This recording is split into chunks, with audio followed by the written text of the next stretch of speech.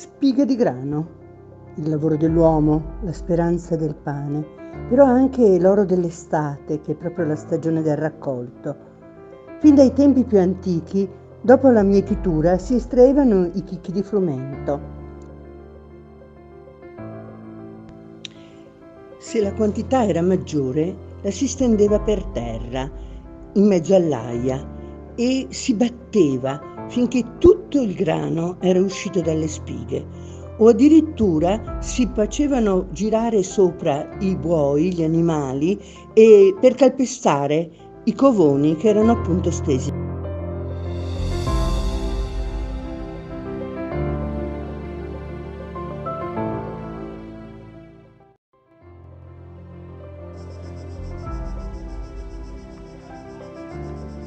Naturalmente il tempo è passato, i mezzi si sono via via perfezionati, sono nate le macchine e quindi si è cominciato a macchinare il grano con la trebbia.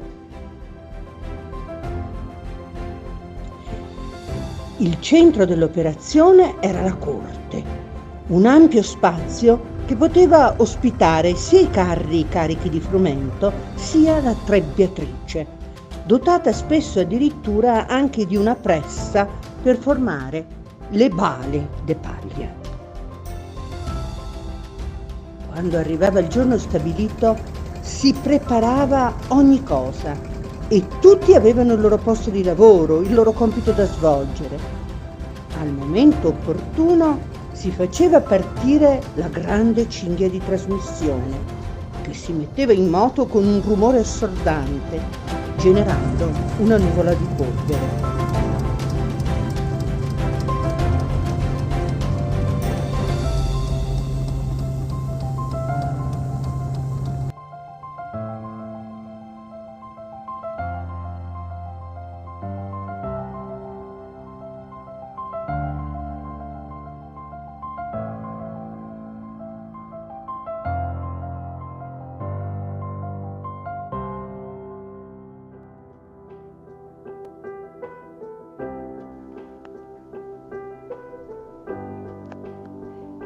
C'era il motorista, c'erano gli incaricati ad infilare nella trebbia i mazzi di spighe, che venivano passati loro da altri con i forconi.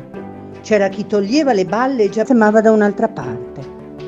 Ma soprattutto c'era la cascata dei chicchi, quei chicchi dorati che sarebbero diventati farina e pane e pasta.